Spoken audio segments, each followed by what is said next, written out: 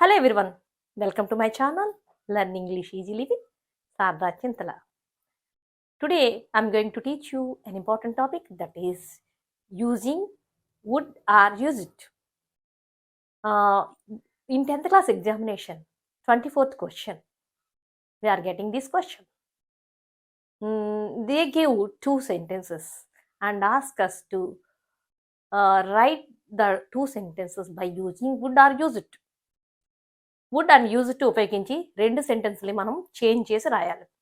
So మనం దానికంటే ముందు వుడ్ ఎప్పుడు వాడతాము, యూజ్ టు ఎప్పుడు వాడతాము తెలుసుకోవాలి. తెలుసుకున్నాక అప్పుడు ఏ విధంగా రాయాలో నేర్చుకుందాం. So when to use wood and when to use it. Okay, to talk about something repeated in the fast, రెగ్యులర్గా రిపీట్ అయిన ఫాస్ట్ యాక్షన్స్ చెప్పినప్పుడు మనం వుడ్ కానీ యూజ్ టు కానీ వాడతాం. ఏదైనా ఒక యాక్షన్ ఫాస్ట్ టైంలో రెగ్యులర్గా జరిగింది అండ్ రిపీట్ అయి చేసినప్పుడు వుడ్ కానీ యూజ్ టు వాడతాం. వుడ్ ఎప్పుడు వాడతాము చెప్దాం. For example, would expressing past habits and repeated actions. Would use to కూడా రిపీటెడ్ ఫాస్ట్ యాక్షన్స్ యూజ్ చేసిన వాడతాం, especially would. For example, he would play for hours with a selection of toys. అంటే అతను hours తరబడి కొన్ని selection of టాయ్స్తో ఆడుకునేవాడు. అతను examination prepare అవుతున్నాడు, నేను బుక్స్ ఇచ్చేవాడిని అని చెప్పినప్పుడు మనం ఆ పాస్ట్ రెగ్యులర్గా జరిగిన యాక్షన్ చెప్పినప్పుడు వుడ్ వాడాలి. Next, would is often used past habitual action that were repeated or regular with time period also in stories and narratives. ఏంటంటే పాస్ట్ యాక్షన్సే కానీ స్టోరీస్ చెప్పినప్పుడు, నెరేటివ్ ఏదైనా పాస్ట్ విషయం జరిగింది చెప్పినప్పుడు అవి రెగ్యులర్గా ఒక టైంలో మాత్రమే జరిగినప్పుడు అప్పుడు ఈ వుడ్ వాడతాం. అంటే every time, every Sunday, every summer, every winter. So ఇలాగ మనం పీరియడ్ ఆఫ్ టైం మెన్షన్ చేసినప్పుడు వుడ్ మస్ట్గా వాడాలి. Example, every Sunday we would go to movies when I was doing my graduation. నేను గ్రాడ్యుయేషన్ చేస్తున్నప్పుడు ఎవ్రీ సండే మూవీకి వెళ్తూ ఉండేదాన్ని. అలాగే each time I call him, he would come immediately. అతని సాయం ఎప్పుడు కోరినా అతను ఎప్పుడు చేస్తుండేవాడు. ఇలాగా ఈ టైం పీరియడ్ చెప్పినప్పుడు మనం వుడ్ మస్ట్గా వాడాలి. అంతేకాకుండా, if the sentence story or narrative, ఆ స్టోరీ కానీ నెరేటివ్ కానీ చెప్పినప్పుడు నాస్టాలజిక్ ఫీలింగ్ ఉన్నప్పుడు. What is nostalgic feeling? Nostalgic అంటే మనం ఏదైనా గత స్మృతులు ఫాస్ట్ చెప్పినప్పుడు మనకి హ్యాపీనెస్ కానీ సాడ్నెస్ కానీ కలుగుతుంది. సో దాన్ని నాస్టాలజిక్ ఫీలింగ్ అంటారు. అలాంటి నాస్టాలజిక్ ఫీలింగ్ వచ్చినప్పుడు మస్ట్ అండ్ షుడ్గా మనం వుడ్ వాడాలి. ఏంటంటే చూడండి, my mother would prepare many delicious dishes in my childhood. My mother, మా అమ్మ అప్పుడు చాలా మంచి డిషెస్ చేస్తూ ఉండేది. అలాంటి నాస్టాలజిక్ ఫీలింగ్ కలిగిన సెంటెన్స్ వాడినప్పుడు మనం వుడ్ వాడాలి. ఇప్పుడు మనం యూజ్ టు ఎప్పుడు వాడతామో నేర్చుకుందాం. Use to is typical used for fast actions but not now. అంటే పాస్ట్లో జరిగిన కంటిన్యూస్గా జరిగిన యాక్షన్ కానీ ఇప్పుడు కాదు అని చూడగానే తెలిసిపోతుంది. అంటే for example, I use to be in New York అంటే దాని అర్థం ఏంటి? ఇప్పుడు ఇండియాలో ఉన్నట్టు లేకపోతే ఎక్కడైనా ఉన్నట్టు. I use to be in New York అనమాట. అలాగే ఈ ఫాస్ట్ హ్యాబిట్స్ కూడా, ఫాస్ట్ హ్యాబిచువల్ యాక్షన్స్ చెప్పినప్పుడు అది ఆ సెంటెన్స్ చూడగానే మనకి ప్రజెంట్ అర్థమైపోతుంది అనమాట. I use to be a vegetarian. I use to be a vegetarian అంటే ఇప్పుడు ఏంటి? ఇప్పుడు నాన్ వెజిటేరియన్ అని అర్థం. అలా అర్థం చేసుకోవాలి. అలాగే past often describes habits, conditions or situations that exist in the past. Habits, conditions, situations పాస్ట్లో ఉన్నాయి అంటే ఆ సెంటెన్స్ చూడగానే మనకి ఇప్పుడు తను చేయట్లేదు అని అర్థం. For example, I use to be a vegetarian అంటే దాని అర్థం చూడగానే చెప్పగానే మనకి ఏంటర్థం? Now she is a non vegetarian. అని అర్థమైపోతుంది అలామాట. If you see a word that describes state or quality like be have own believe and know, అలాంటి సెంటెన్స్లు అలాంటి సిచ్యువేషన్స్ ఉన్నప్పుడు తప్పనిసరిగా యూజ్ టు మాత్రమే వాడాలి, వుడ్ వాడకూడదు. బి అంటే my grand mother use to B a teacher అంటే మై గ్రాండ్ మదర్ టీచర్గా పనిచేసేవారు అని చెప్పినప్పుడు వుడ్ చెప్పకూడదు. అది స్టేట్. ఆ స్టేట్ చెప్పినప్పుడు ఎప్పుడు కూడా only use to, not would. అలాగే హ్యావ్ పొసెషన్ చెప్పినప్పుడు అంటే కలిగి ఉండడం అని చెప్పినప్పుడు I use to have 2 cars అంటే అది ఎప్పుడు యూజ్ టు మాత్రమే చెప్పాలి, అప్పుడు వుడ్ చెప్పకూడదు. ఓన్ అలాగే బిలీవ్ చెప్పినప్పుడు కూడా మనం బిలీఫ్స్ అని చెప్పి అలాంటివి ఆ విషయాలు చెప్పినప్పుడు కూడా యూజ్ టు మాత్రమే అన్నారు. అలాగే I use to know how to go there అంటే అది అలాంటి సిచ్యువేషన్స్ చెప్పినప్పుడు కూడా స్టేట్స్ చెప్పినప్పుడు మనం యూజ్ టు మాత్రమే వాడాలి, వుడ్ మాత్రం వాడకూడదు. అలాగే when I was a child I used to believe in ghosts. Believe అనే ఒక విషయం చెప్పినప్పుడు మనం తప్పనిసరిగా యూజ్ టు మాత్రమే చెప్పాలి. అలాగే if the sentence has no extra context but mention something in the past use to should be used. ఇంత వుడ్ చెప్పినప్పుడు ఏమనుకున్నాం, ఒక పాస్ట్ లో విషయం కంటిన్యూస్ జరిగినప్పుడు ఒక సర్టెన్ పీరియడ్ ఆఫ్ టైంలో జరిగినప్పుడు మనం ఏం చెప్పాలి, వుడ్ వాడాలి. అలాగే సర్టెన్ పీరియడ్ మెన్షన్ చేయనప్పుడు మాత్రం మస్ట్ అండ్ షుడ్గా మనం యూజ్ టు వాడాలి. అంటే I use to sing songs regular అంటే ఎప్పుడు పాడేవు, ఎంత టైం పాడేవు, ఏ టైంలో పాడేవు, అవి ఏమీ ఎక్స్ట్రా మెన్షన్ చేయకపోతే మస్ట్ అండ్ షుడ్గా మనం యూజ్ టు వాడాలి. అలా కాకుండా every time, every weekend, in summer holidays అలాంటి టైం మెన్షన్ చేస్తే వుడ్ వాడతాం. అలా మెన్షన్ చేయకపోతే మాత్రం మనం యూజ్ టు వాడాలి. If the sentence has no extra context to express feelings in the past use to only to be used. Feelings, మన feelings చెప్పినప్పుడు ఓన్లీ యూజ్ టు మాత్రమే వాడాలి. మన ఫీలింగ్స్ ఏంటి, లవ్, హేట్, ఇలాంటి ఫీలింగ్స్ చెప్పినప్పుడు యూజ్ టు మాత్రమే వాడాలి. They use to love painting.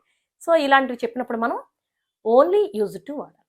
Okay, ఇప్పుడు యూజ్ టు కంపల్సరీగా వాడేవి ఏ సందర్భంలో వాడాలో చెప్తాను. Thoughts and opinions.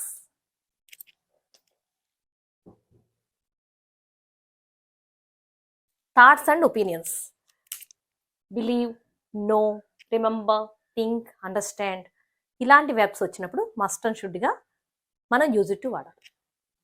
Feelings and emotions ఏంటవి, లైక్, హేట్, వాంట్, విష్ ఇలాంటివన్నీ వచ్చినప్పుడు మనం తప్పనిసరిగా యూజ్ టు వాడాలి. Senses, feel, hear, smell, taste ఇలాంటి సెన్సెస్ గురించి చెప్పినప్పుడు కూడా అలాంటి వెబ్ వచ్చినప్పుడు మస్ట్ అండ్ షుడ్గా యూజ్ టు వాడాలి. అలాగే పొసెషన్ ఆల్రెడీ చెప్పాను, పొసెషన్, హ్యావ్, అలాగే ఓన్, బిలీవ్, బిలాంగ్ ఇలాంటి పొసెషన్ అంటే కలిగి ఉండడం అని చెప్పినప్పుడు అలాంటి వెబ్స్ వచ్చినప్పుడు మస్ట్ అండ్ షుడ్గా యూజ్ టు వాడాలి. నెక్స్ట్ మనం సెంటెన్స్ ఇచ్చినప్పుడు ఏ విధంగా మనం యూజ్ టు అండ్ వుడ్ ఎలా ఉపయోగించి ఎలాగ రాయాలి అని మనం నేర్చుకుందాం. మనకి ఎగ్జామినేషన్లో ఈ విధంగా సెంటెన్స్ ఇస్తారు, దాన్ని మనం వుడ్ కానీ యూజ్ టు కానీ ఉపయోగించి రాయాలి. So wood and use to వాడినప్పుడు మస్ట్ అండ్ షుడ్గా మనం V1 మాత్రమే వాడాలి. వెర్బ్కి 3 రూపాలు ఉంటాయి కదా, V1, V2, V3. V1, V2, V3. So మనం రాయవలసింది V1 మాత్రమే. మనం రెగ్యులర్ వెబ్స్కి నో ప్రాబ్లం. రెగ్యులర్ వెబ్స్ అంటే వెర్బ్కి ఈడీ చేరిస్తే వెర్బ్ తాలూకు 2వ రూపం 3వ రూపం వస్తుంది. ఫర్ ఎగ్జాంపుల్ టాక్డ్, వాక్డ్ లాగా. సో కానీ ఇర్రెగ్యులర్ వెబ్స్కి మనం కొంచెం బైహార్ట్ చేయాలి. ఏంటంటే V1 కొంచెం టిపికల్గా ఉంటుంది, అవి నేర్చుకుంటే చాలు మనం ఈజీగా 2 మార్కులు పొందేస్తాం. అవి ఎలాగో ఇప్పుడు చూద్దాం. During holidays my family went on road trips. ఇది యూజ్ టు కానీ ఆర్ వుడ్ ఏదైనా రాయొచ్చు. యూజ్ టు కానీ వుడ్ కానీ ఏదైనా రాయొచ్చు. ఎలా రాయాలి డ్యూరింగ్ హాలిడేస్ ఎక్కడ వెర్బ్ ఉంది చూడాలి. During holidays what is the verb here? Vent కదా. వెంట్కి ఫస్ట్ ఫామ్ ఏంటి? గో. సో మనం గుర్తుంచుకోవాలి go went gone. So same sentence అంతా రాసేస్తాం. ఈ గో ముందు మనం వుడ్ కానీ యూజ్ టు కానీ పెట్టాలి. During holidays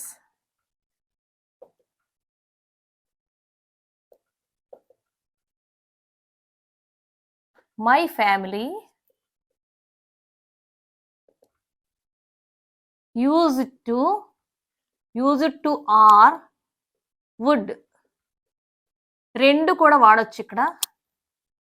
go on road trips. Use to కానీ గో కానీ వాడొచ్చు. ఇలాగ వెర్బ్ తాలూకా ఫస్ట్ రూపం తెలుసుకొని రాయాలి. Next, he teased me when mother was not around. So ఇక్కడ what is the verb here? Teased. ఇది రెగ్యులర్ వెర్బ్. ఆల్రెడీ చెప్పాను కదా మీకు, ఈడి తీసేస్తే చాలు, దాని తాలూకా ఫస్ట్ రూపం వస్తుంది. ED TSE tease. So he ఇక్కడ యూజ్ టు రాయడమే. Use to or would tease me when mother was not around.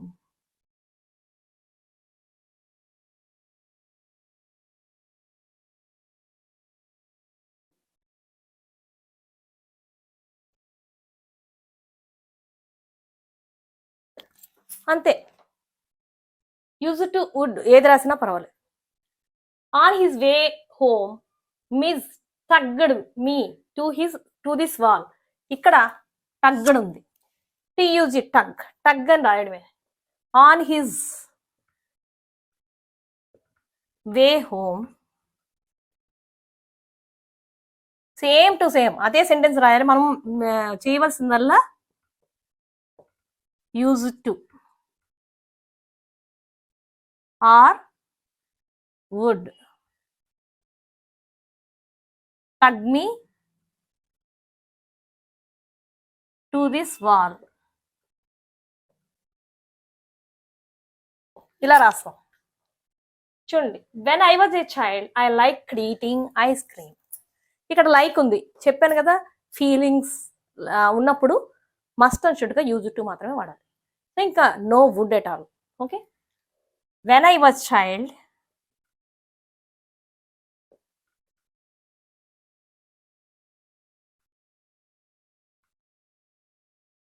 I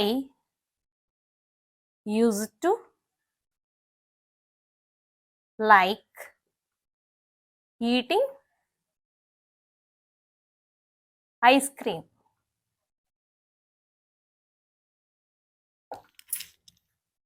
Here see, when I was younger, I was a painter. I was a painter, I was a teacher. ఇవి B అని ఉపయోగించాలన్నమాట. ఇలాంటి sentence వస్తాయి. When ఇది must and షుడ్గా చెప్పాను కదా.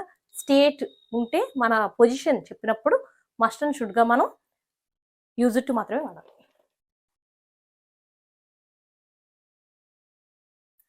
When I was younger I used to be A painter.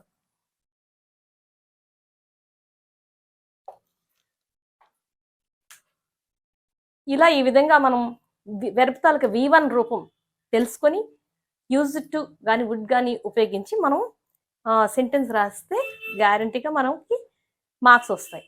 ఇంకా ఏం చెప్తున్నానంటే, you need not worry about what to use would or use to in examination. If you don't know what to use either would or use to, అంటే నీకు would కానీ use to కానీ ఏది ఉపయోగించాలో తెలియనప్పుడు go for only use it. అన్ని sentence కూడా use it రాస్తే అది కరెక్ట్ అయిపోతుంది. కానీ వుడ్ రాయాలనుకుంటే కొన్ని సెంటెన్స్కి వుడ్ రాస్తే తప్పు అవుతుంది. తప్పు అయినప్పుడు మరి మార్క్ పోతుంది కదా. అలా అందుకని మీరు ఏం చేస్తారంటే go for all sentences using use it ఉపయోగించి రాయండి.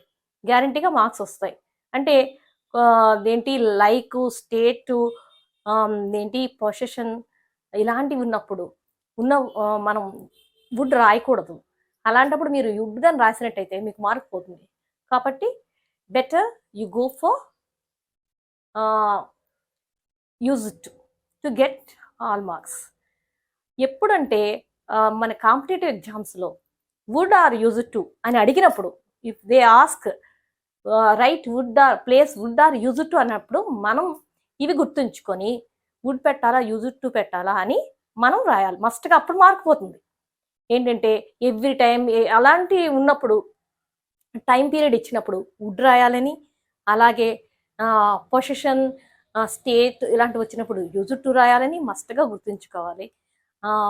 మిగతావన్నీ ఫాస్ట్ హ్యాబిచువల్ యాక్షన్స్, రిపీటెడ్ యాక్షన్స్కి వుడ్ రాసినా యూజ్ టు రాసినా కరెక్ట్ అవుతుంది. కానీ మనకి especially for 10th class 24th question you better go for